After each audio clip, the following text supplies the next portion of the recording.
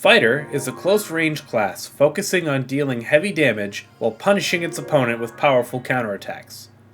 In today's video, we are going to discuss a fighter build that focuses on my favorite weapon, the Double Saber. Let's jump right into it. For starters, let's talk about your class tree. At the time of this recording, we have a maximum of 40 skill points to spend. Here's how we spend them. Start with Overload, and upgrade it with Overload Endurance, Overload PP Recovery, and maxing out Overload Short Cycle. Overload temporarily increases your damage output and PP recovery, but you take more damage during its duration. If you take a fatal blow, you retain 1 HP and Overload ends early. Max out Defeat Advantage to deal additional damage to enemies who have been downed. Put 13 points into Defeat PP Recovery to increase PP recovery when attacking down enemies. Fighter Skip Arts to skip the first half of a photon art when not pressing a directional button. Same art Skip Attack, which causes your normal attack combo to start at the third hit when preceded by 2 uses of the same photon art. Another art Skip Attack, which starts a normal attack combo at the 4th hit if 2 different photon arts are used beforehand. Saber Attack Extra, which allows your Double Saber to use a 4-hit normal combo. Saber Parry Counter, which allows you to counterattack if you use a normal attack right after blocking with your weapon action. Deadly Archer, which is a powerful attack where you throw your Double Saber in front of you by holding down the weapon action button while you have a second stage whirlwind.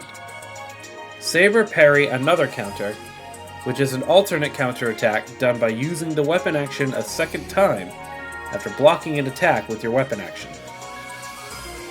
Spiral Drive, which unleashes a cyclone attack if you hold the normal attack button while you have a second stage whirlwind. And finally, Saber Glaze PP Gain, which restores extra PP when you hit enemies with a second stage whirlwind. Your subclass of choice depends on the activity you are currently doing. If you're farming a combat zone, for instance, your subclass should be Force. Be sure to spend all your skill points in the Force skill tree, but only one skill matters here: Eradication PP Gain, which restores PP when an enemy is defeated near you. This ensures when you fight large groups of enemies, you will have near constant PP regen. If fighting bosses, such as Ancients or Urgent quests, your subclass should be Bouncer.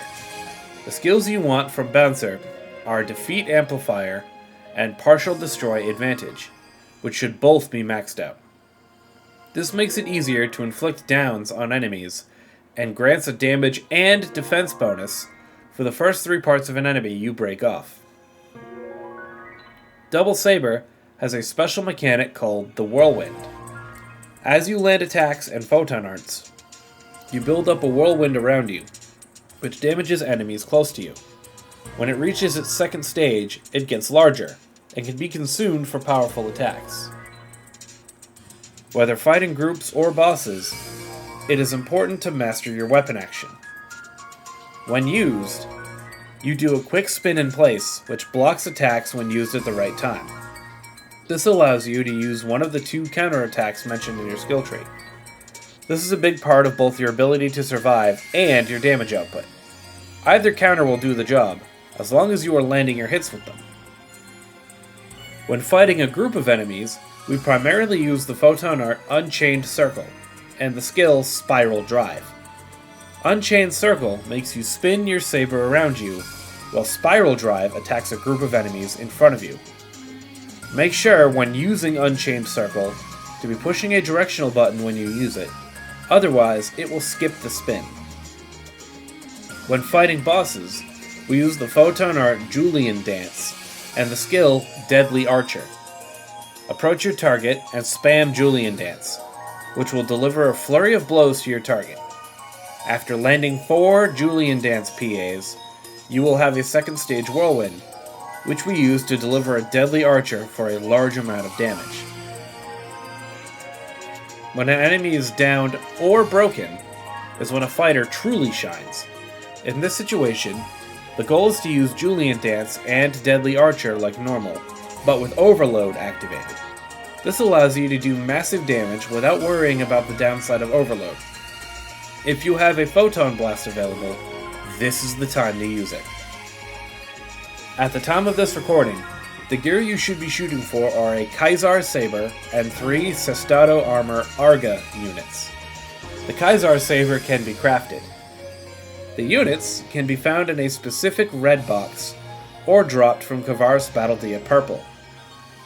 The augments you want for all of this gear are Mastery 4, which must be exchanged for in the Augment Capsule Exchange, Frostal Soul 3, which drops from Frostal Sword, Darkfall's Interception Rank 2, and can be exchanged for in the Augment Capsule Exchange, Gigasmite 3, which drops from Gigantics, and can be exchanged for in the Augment Capsule Exchange, Tria Staramel, which drops from Geometric Labyrinth, and Decold Might, which comes pre-installed on Redbox units and can be found in the Kavaris Exchange Shop. With this setup, you should reach a minimum melee potency of 55.75%, and also reach a cold temperature resist of 100%, which completely removes the periodic damage from Rajord Gorge. That's all for this build. If this video helped you, please like the video, and subscribe to me for more PSO2 content.